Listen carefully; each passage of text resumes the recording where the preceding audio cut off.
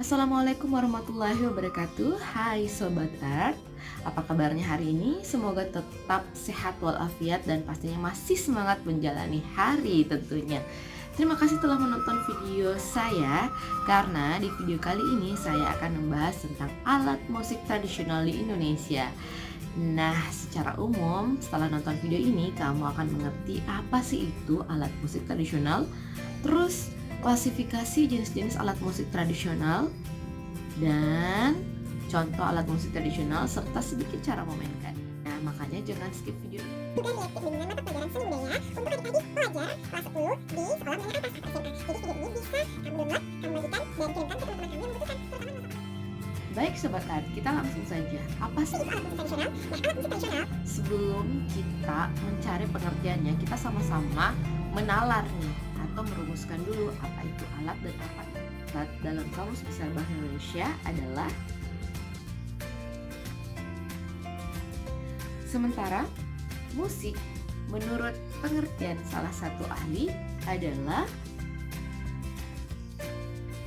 Nah, gimana sih dengan tradisional?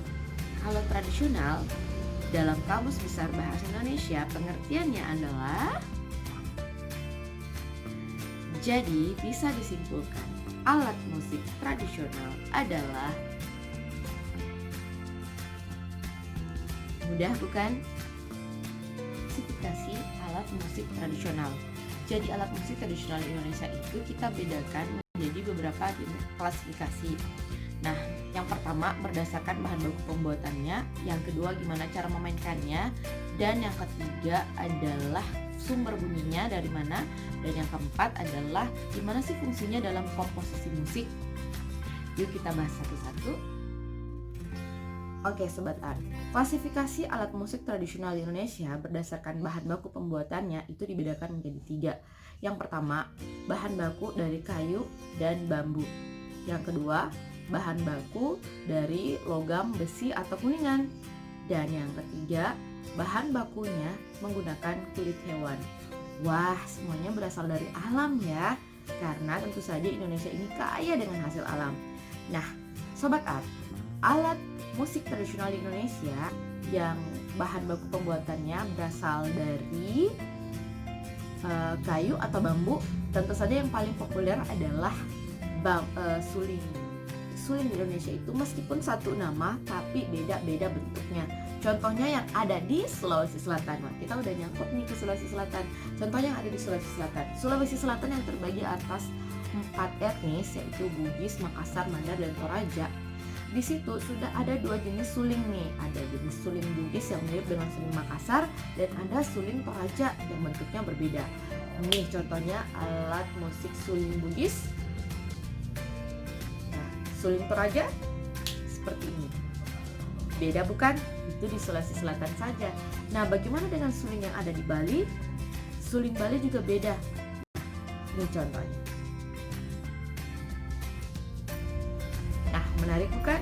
Itu dia contoh alat musik tradisional berbahan baku kayu atau bambu yang ada di Indonesia.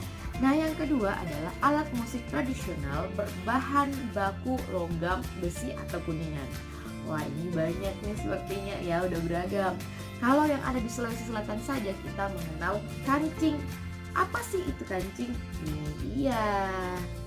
Tuh, dan cara memainkannya dipukul-pukulkan seperti ini. Di Sulawesi Selatan juga ada gong, ya, tapi di beberapa daerah di Indonesia juga ada gongnya. Kemudian yang berbahan dasar contoh yang berbahan dasar dari logam dan kuningan itu adalah jenis alat musik gamelan, ada di Jawa. Kita lanjut yang ketiga, alat musik tradisional Indonesia yang berbahan dasar dari kulit hewan. Nah Sobat Art, kalau membahas tentang gendang, meskipun misalnya penamaannya hanya satu, tapi ternyata gendang di Indonesia itu ada berbagai macam bentuknya. Contohnya aja di Sulawesi Selatan, ada etnis, tadi udah bilang ya, ada etnis Toraja dan ada etnis Bugis, Makassar, dan Mandar. Gendang yang ada di Makassar dan gendang yang dikenal di Bugis, juga gendang yang ada di Toraja itu berbeda-beda. contoh gendang Toraja seperti ini. Jadi dia dimainkan dengan menggunakan 2 stick. Ya. Terus gendang yang ada di Makassar seperti ini. Gimana sih gendang yang ada di Bugis? Bugis bentuknya seperti ini. Kalau gendang yang ada di Mandar, iya, bentuknya hampir sama ya. Bugis, Makassar, dan Mandar ini bentuknya hampir sama. Biasanya sih yang berbeda diameternya. Gendang Bugis yang dibawa oleh suku Bajo biasanya bentuknya lebih kecil diameternya daripada gendang Makassar yang biasa dimainkan dalam tuntung pakanjara. Wah, apalagi itu tuntung pakanjara itu juga kita akan bahas di video selanjutnya ya. Nah, mengapa gendang yang dibawa suku Bajo atau suku Bugis biasanya lebih kecil? Karena yang pertama mereka tinggal di laut dan memainkan alat musik gendang tersebut atraksinya dengan cara berdiri, bahkan biasanya dibawa memainkan sambil berjalan.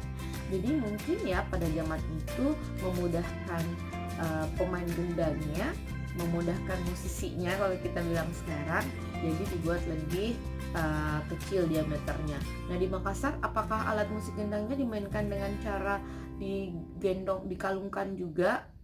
Wah, kalau di Makassar sih biasanya ada juga yang dikalungkan. Itu biasanya kalau mengiringi tamu penari ya yang datang misalnya, atau mendampingi tamu kehormatan, itu biasanya ada musik pengiringnya biasanya.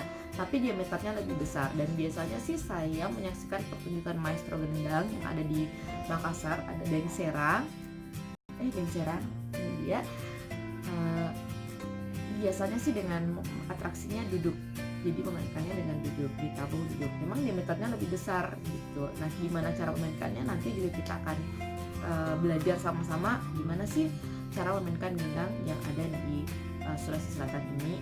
Juga mudah-mudahan kita bisa berkesempatan untuk bertemu pemain gendang yang ada di Sulawesi Selatan ya. Kenapa sih bahas Sulawesi Selatan dulu?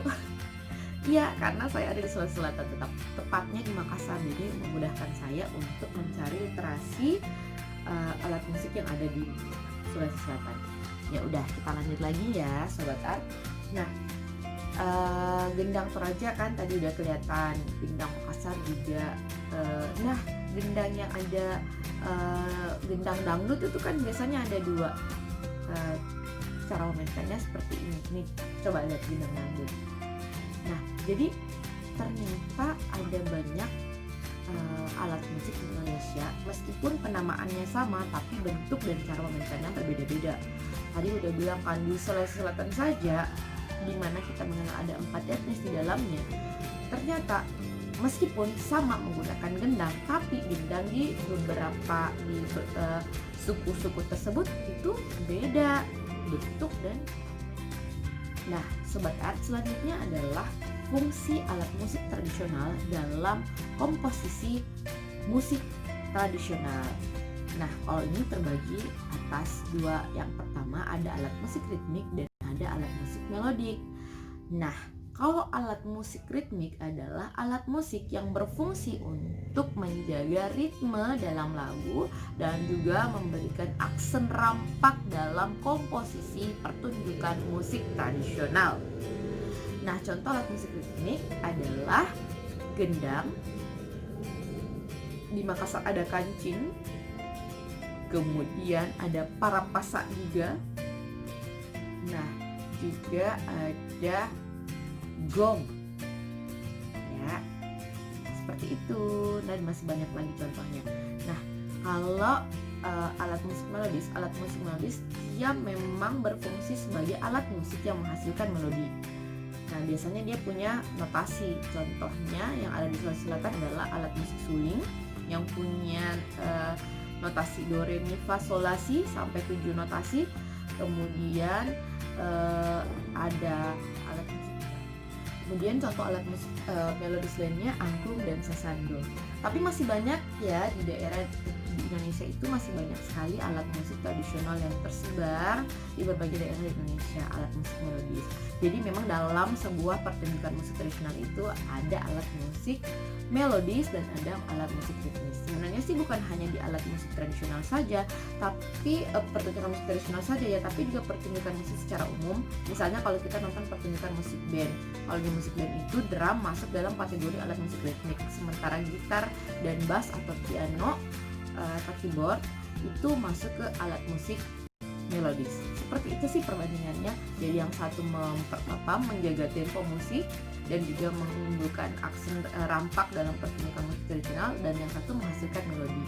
Seperti itu. Nanti juga kita akan menampilkan pertunjukan musik nih, contohnya seperti apa. Oke. Nah, Sobat Art, gimana sih?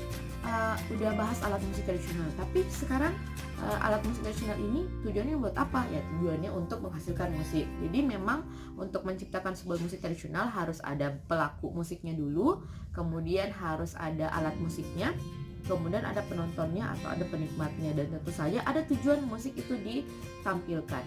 Nah, sementara pengertian musik tradisional itu langsung aja deh kita buka. Ini nih pengertian musik tradisional.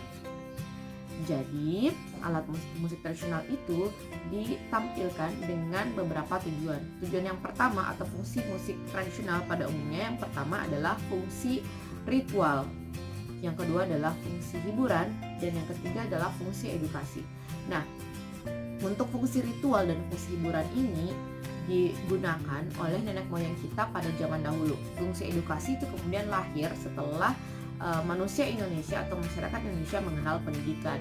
Nah, fungsi musik yaitu sebagai ritual, karena pada zaman dahulu ketika belum mengenal agama di Indonesia kan sekarang sudah mengenal agama ya, ada 5 agama yang sah di Indonesia. Dulu nenek moyang kita hanya mengenal kepercayaan animisme dan nihilisme, yaitu percaya pada roh dan percaya pada benda-benda besar, misalnya pohon.